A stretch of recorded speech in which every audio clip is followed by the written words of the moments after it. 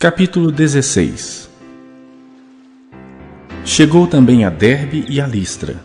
Havia ali um discípulo chamado Timóteo, filho de uma judia crente, mas de pai grego. Dele davam bom testemunho os irmãos em Listra e Icônio. Quis Paulo que ele fosse em sua companhia, e por isso circuncidou por causa dos judeus daqueles lugares, pois todos sabiam que seu pai era grego. Ao passar pelas cidades, entregavam aos irmãos para que as observassem as decisões tomadas pelos apóstolos e presbíteros de Jerusalém. Assim, as igrejas eram fortalecidas na fé e dia a dia aumentavam em número.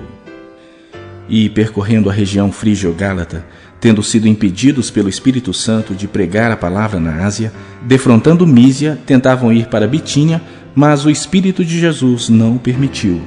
E, tendo contornado Mísia, desceram a Troade. À noite sobreveio a Paulo uma visão, na qual um varão macedônio estava em pé e lhe rogava, dizendo: passa a Macedônia e ajuda-nos. Assim que teve a visão, imediatamente procuramos partir para aquele destino, concluindo que Deus nos havia chamado para lhes anunciar o Evangelho.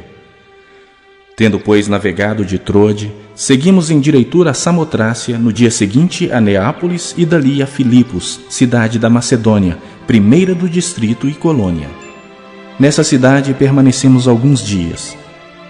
No sábado, saímos da cidade para junto do rio, onde nos pareceu haver um lugar de oração, e, assentando-nos, falamos às mulheres que para ali tinham concorrido.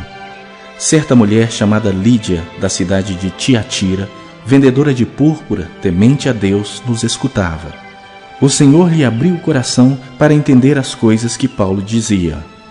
Depois de ser batizada, ela e toda a sua casa nos rogou, dizendo: se julgais que eu sou fiel ao Senhor, entrai em minha casa e aí ficai.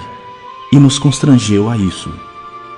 Aconteceu que, indo nós para o lugar de oração, nos saiu ao encontro uma jovem possessa de espírito adivinhador, a qual, adivinhando, dava grande lucro aos seus senhores. Seguindo a Paulo e a nós, clamava, dizendo: estes homens são servos do Deus Altíssimo e vos anunciam o caminho da salvação. Isto se repetia por muitos dias. Então Paulo, já indignado, voltando-se, disse ao Espírito: em nome de Jesus Cristo eu te mando, retira-te dela. E ele, na mesma hora, saiu. Vendo os seus senhores que se lhes desfizera a esperança do lucro, agarrando em Paulo e Silas, os arrastaram para a praça à presença das autoridades. E, levando-os aos pretores, disseram: estes homens, sendo judeus, perturbam a nossa cidade, propagando costumes que não podemos receber nem praticar, porque somos romanos. Levantou-se a multidão unida contra eles, e os pretores, rasgando-lhes as vestes, mandaram açoitá-los com varas. E depois de lhes darem muitos açoites, os lançaram no cárcere, ordenando ao carcereiro que os guardasse com toda segurança. Este, recebendo tal ordem, levou-os para o cárcere interior e lhes prendeu os pés no tronco. Por volta da meia-noite, Paulo e Silas oravam e cantavam louvores a Deus, e os demais companheiros de prisão escutavam.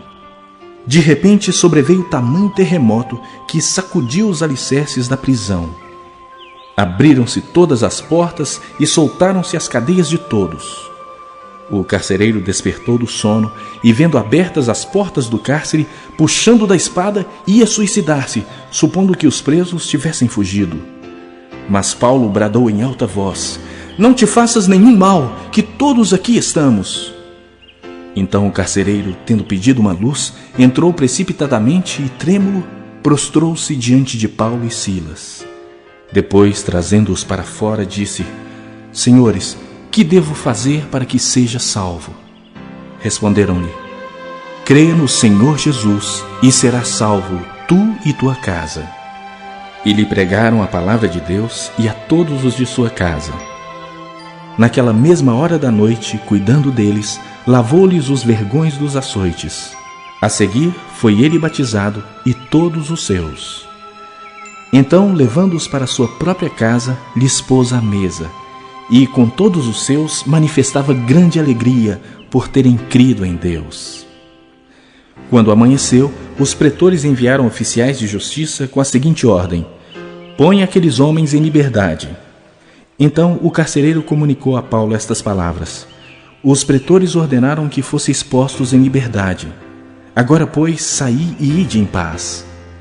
Paulo, porém, lhes replicou: sem ter havido processo formal contra nós, nos açoitaram publicamente e nos recolheram ao cárcere, sendo nós cidadãos romanos. Querem agora as ocultas lançar-nos fora? Não será assim. Pelo contrário, venham eles e pessoalmente nos ponham em liberdade. Os oficiais de justiça comunicaram isso aos pretores, e estes ficaram possuídos de temor quando souberam que se tratava de cidadãos romanos. Então foram ter com eles e lhes pediram desculpas, e, relaxando-lhes a prisão, rogaram que se retirassem da cidade. Tendo-se retirado do cárcere, dirigiram-se para a casa de Lídia e, vendo os irmãos, os confortaram. Então partiram.